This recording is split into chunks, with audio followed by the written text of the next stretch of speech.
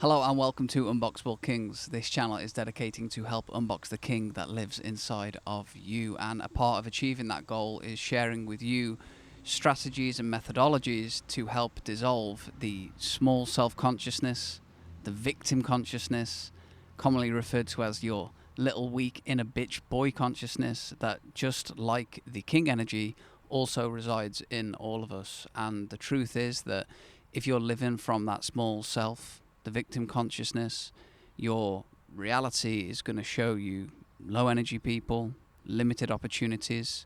It's going to help make you feel frustrated, angry, shameful, guilty, disempowered, weak, and nobody really wants to live from that place. And it's interesting that even if you are in that place, you can still make a ton of money in this world, and you can appear successful from the outside because we're good at mirroring and showing the world what we want. But behind closed doors, when the light switch goes off at night and it's just you, the lived reality is very different. And I've experienced in my own life, my own journey, that the small self is no place to live. And the clients that I've worked with, nobody's ever been like, oh Josh, I just love living as the victim. I really enjoy what I create as that low consciousness energy. Nobody ever says that. So we have to dissolve it. We have to move on from it. And in this video, I want to share with you something that really changed my entire reality. It brought me face to face with my low self victim consciousness, and it helped me go from chipping away at it slowly to almost dissolving it immediately. And it has transformed my life. It's helped me step more into my king energy, and I want to share that process with you with the intention of helping you do the same thing, recreating the concepts that worked to help unbox more of the king that lives inside of you. And in order to do that, I'm going to get into story time. We love story time on this channel. So get yourself a drink, some healthy popcorn, and let's dive into it. And as always, I appreciate you being here. I appreciate all the support. Let's begin. So last summer, I was playing frisbee golf, disc golf. It's like the easy version of real golf, with one of my local buddies. And we were doing, I guess, what I always did in the summer, is just smoking a few joints, playing frisbee golf, having a good time, you know. And we played a couple of rounds, and on the 16th of the last round, I had this voice in my head that was like, how many rounds could you play here in a day? I challenge you to find out. And I was like, and then on the 18th, I hold my disc, and I said to my buddy, I was like, how many rounds do you think you could play here in a day? And he said, more than you. And I was like, well, the challenge is afoot. And it ignited that in me. And I was like, okay, let's do this. And just 4 days later, I found myself back at the course, ready to go. My friend was nowhere to be found, but I had the wife with me. And in the 4 days, the build-up, that small voice in my head had elaborated the idea to document the process, turn it into a documentary, see what you can do. So we were there. Wife was the film crew. And the course was open for 10 hours, so we're going to do 10 hours, as many rounds as possible. And the first 3.5 hours were easy. I'm a relatively, even back then I was relatively always in shape, pretty much ready to go. And the first 3.5 hours was easy, just cruising around. I was like, oh my God, I'm the champ. This is going to be the best. I'm going to get 1,000 rounds.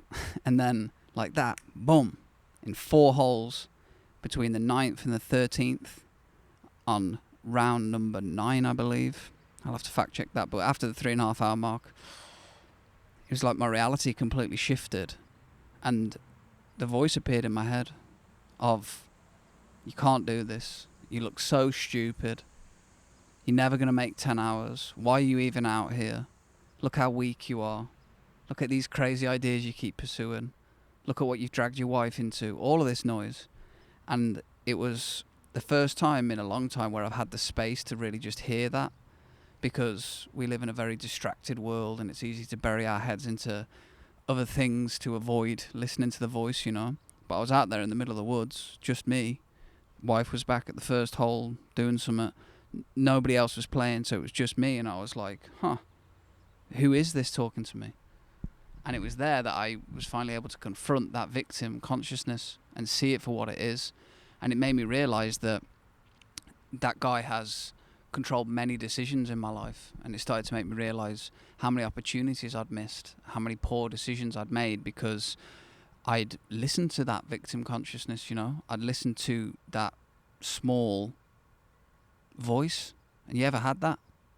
That small voice in your head that you try to avoid? It's weird, man, but I faced it for the first time, and I had the decision, who am I going to listen to? And as I got back to the first hole, the wife was like, "Oh, honey, how are you doing?" She could obviously pick up on my energy. I'm like sullen, downcast, feeling sorry for myself, but I was fighting it, you know. I was fighting it. And I just said in like a kind of whisper, the king whispered. He was like, "I'm doing fine. Just get me some watermelon." She got me some watermelon. Got back on the first. Threw the disc. Carried on walking, this voice just going.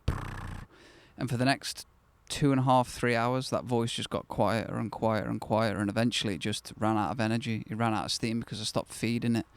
And then in its place, the king's voice arose. The king energy was there. The champion energy of like, I can do this, and not only am I going to do this, I'm going to go beyond what I thought 7 hours ago I was capable of. And I got this brand new lift of energy. I was like, this is it, man.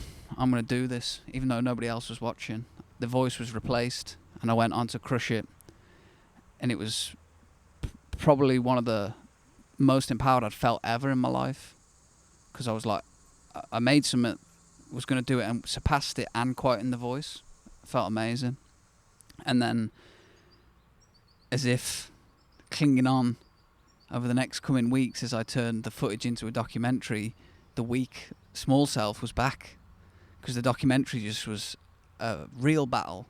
All the footage was at massive files, so much to sort through. Premiere Pro kept crashing. All of this was just going wrong. Me and the wife arguing. We couldn't make agreements on the storyboard. As I said, we lost files. Some got corrupted. It was just mad. But the whole time, I'm listening to the victim noise again. He's still talking, and I'm just turning it down, just like I did on the course, because I practiced that, you know. And we got the documentary published. Took 6 weeks. The biggest piece of art that I've ever made, without a doubt. I think it's an absolute fucking banger, to be honest. You can watch it over here or up here, wherever the card goes. And then, as I came to release the documentary, I was like, I'm going to promote this. And if you've ever done self-promotion for anything, it comes with it typically its own set of challenges. But I'm promoting it to everybody, family included, friends. I'm like, made this documentary, come and watch it, premieres at this time. Get the premiere going. Got 14 people queuing, waiting. Ended up being 21 watching, which still is a considerable amount of people to watch a YouTube video premiering.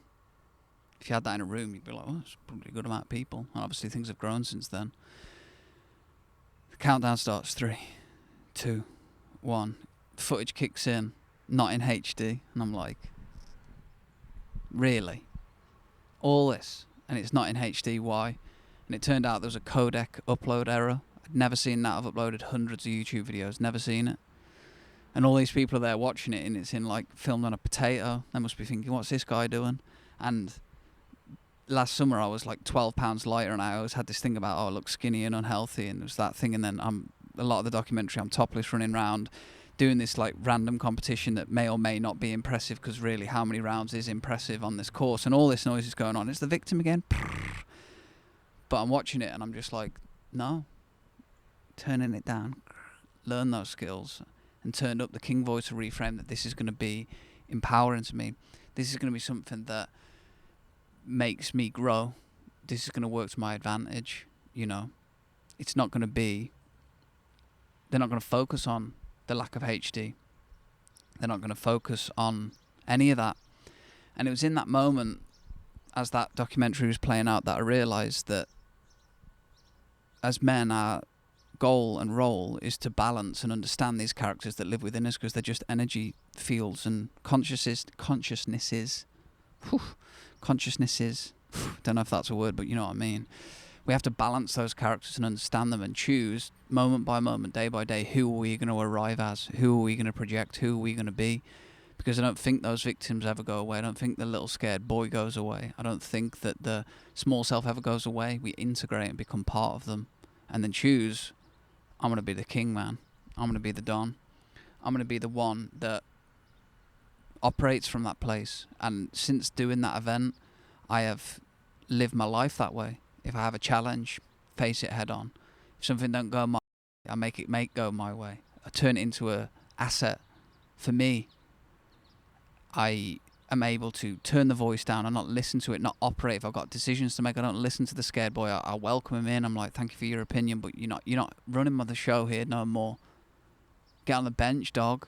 Ain't your time. And that event produced lifetime assets for me. Firstly, the documentary is now an asset that I can have that can showcase certain work, and really grateful for that. But assets within me, mental models and frameworks to know what I'm capable of, know where I can go, know what I can overcome. And it's rippled into all aspects of my life. So if you're still watching this, it's highly likely that you are on the quest to unbox the king that lives within you. And I highly encourage that if that is true, that you plan, stage, and participate in a grand gesture event like this in your life. It doesn't have to be expensive. What I did was like $5 in ticket, $15 in melon and pineapple fees, like $20. It doesn't have to be frisbee golf. It doesn't have to be endurance. Endurance is probably a key aspect, but it doesn't have to be that. The more important aspect is that you set the gesture and the intention that this event is going to be something that moves me far out of my comfort zone, and it facilitates the meeting of the consciousnesses, the victimhood, the small scared boy, whatever it is that lives in you. It's going to be different for everybody, but you're not the lineage I'm thinking on. Facilitate the meeting of those characters, facilitate the battle, and wait for the king to arise, because it is within you. You don't have to create it, you have to unlock it. They're two very different actions. You have to unlock it, and unless you facilitate that, it's going to be difficult. And this is why retreats, initiations, advances, all of these are super powerful. And as you can tell, I get pretty fired up by this. I'm like, come on, man. Set yourself a challenge, go get it. You know what I'm saying? You feel that? So get it done. Get it done. And do it for you. Do it for you. Don't do it for anybody else. But know that as you grow as a king, everybody in your kingdom benefits, because you get to deliver more energy. You get to deliver more structure, more safety. So everybody actually wins, but do it for you. Do it to see who you are. And you don't have to make a documentary out of it, but if you do, it's bonus points, and I guarantee that will completely change your life as well. But that's what I wanted to share today, because this has changed so much about my reality. It's dissolved so much of that weak shit that I used to live from. That used to just torment my life. Used to rip opportunities out of my hands. It's gone now, and I'm like that now. I'm like, come on! And I want that for you. I want to see more men like that. The world needs that. If you want to watch the documentary, you can. It's up there. If you have any comments on this video, I'd appreciate reading them and interacting with them. But until then, live free and stay as the king you were meant to be. No, that's the wrong strapline. Stay free and live as the king you were meant to be. Thanks for watching. Have a wonderful, blessed day. I've been Joshua. This has been Unboxable Kings. We'll see you next time. Much love. Peace.